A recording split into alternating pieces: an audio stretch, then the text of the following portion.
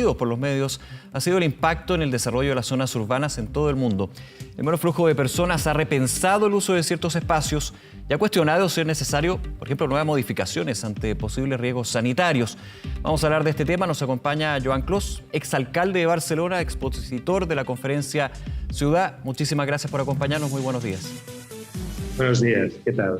Gracias por estos minutos, Joan.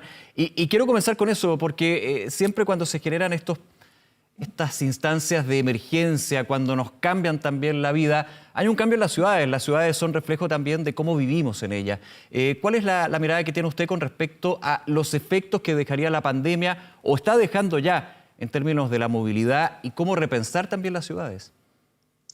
Bueno, yo creo que los efectos de la pandemia ya veremos lo que duran. No está tan claro que vayan a ser unos efectos que se queden, digamos, durante mucho tiempo.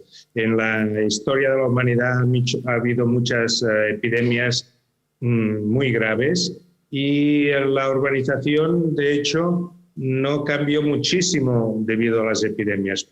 La sensación que tenemos ahora mismo es que sí, nos va a cambiar mucho, pero también estamos ahora bajo la presión del efecto directo, ¿no? Yo más bien tiendo a pensar que nos afectará, pero la afectación no será tan radical. Lo que sí está poniendo la epidemia en evidencia es que los retos que teníamos el día antes de la epidemia continúan aquí tan graves o tan importantes como lo eran en aquel momento, ¿no? Me refiero evidentemente, por un lado, al efecto ambiental del cambio climático, es decir, las ciudades, incluso si no hubiese habido pandemia, tienen que hacer frente al hecho de que la urbanización genera muchos gases de efecto invernadero. Incluso en esta visión que estamos viendo en estos momentos se ve la atmósfera pues ciertamente cargada. Y luego también, desde el punto de vista social, tenemos que hacer frente al incremento de las desigualdades en nuestras ciudades, porque el incremento que el sistema económico actual está produciendo de desigualdades en las ciudades está aumentando el riesgo de revuelta, de malestar, de inseguridad política, etcétera. Por lo tanto, yo creo que estos son los dos grandes temas que nos afectarán. Por un lado, los temas del cambio climático y por el otro tema, el incremento de las desigualdades en nuestra sociedad. Quiero quedarme un segundo en ese segundo punto, porque la pandemia visibiliza aún más aquel tema del hacinamiento, de las desigualdades que se dan en las ciudades. En Chile, Joan, es algo que tiene también un punto de vista sociológico que explica el estallido social, lo que ha sido también el visibilizar algo que muchas veces queríamos ocultar. Insisto, los hacinamientos en ciudades poco amigables, porque finalmente el concepto es ese. Una ciudad poco amigable es la que finalmente también va aumentando las brechas, donde hay sectores que son cómodos para vivir y otros que no lo son. A nivel internacional también se ha vivido eso, me imagino que también con algunos puntos de diferencia. No, claro, y es que además la pandemia ha afectado más a los estratos más pobres o más modestos de nuestra sociedad.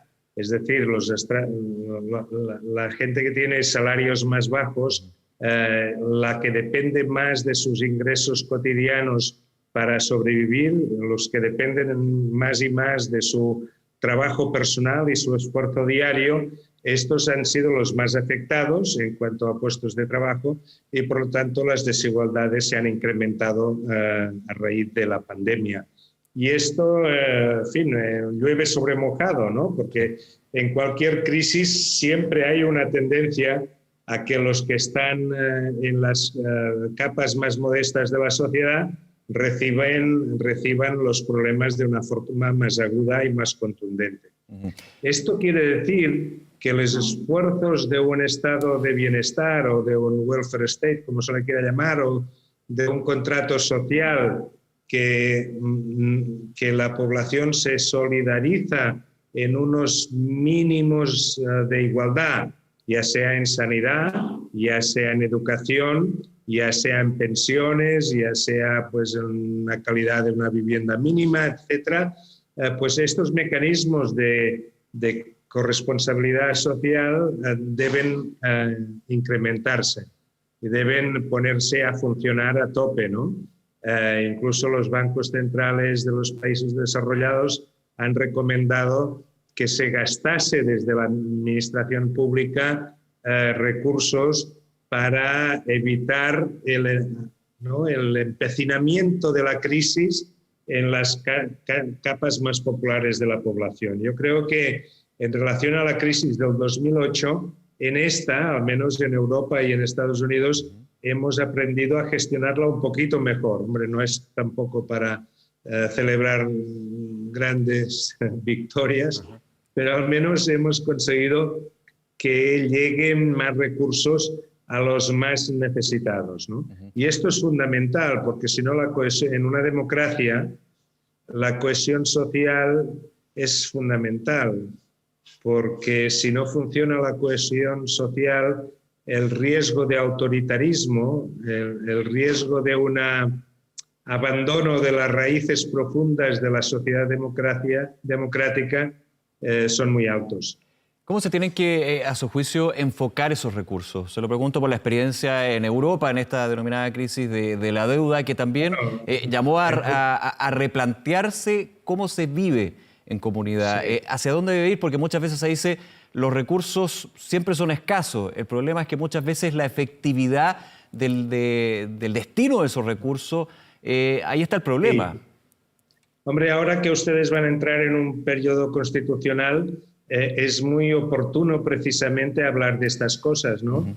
Porque el origen del contrato social de los últimos 200 años, ¿no? Desde que después de la Revolución Francesa y la Revolución Americana se empezó a hablar de ello, pues es esencial para entender la democracia moderna, ¿no?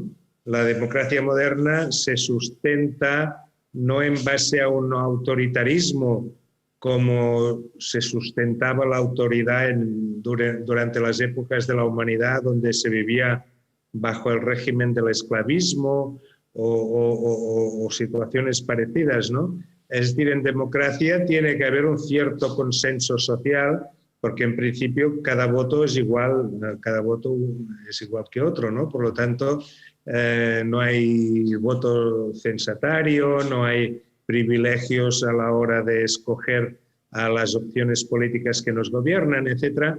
Por lo tanto, para que funcione la democracia tiene que funcionar el contrato social. Y el contrato social quiere decir un pacto entre los que tienen dinero y los que no tienen dinero. Es decir, que uno se compromete a repartir un poco de su capital acumulado y los otros se comprometen también a sustentar las formas de convivencia que permitan resolver los conflictos de una forma pacífica, es decir, sin montar revoluciones armadas ni conflictos de constantes replanteamientos de las bases del equilibrio social, ¿no? El contrato social es un avance muy importante de la humanidad que solo se consigue en algunos países escasos del mundo. No es ni siquiera la mitad de los países del mundo que puedan decir claramente que tienen un sistema de contrato social que funcione.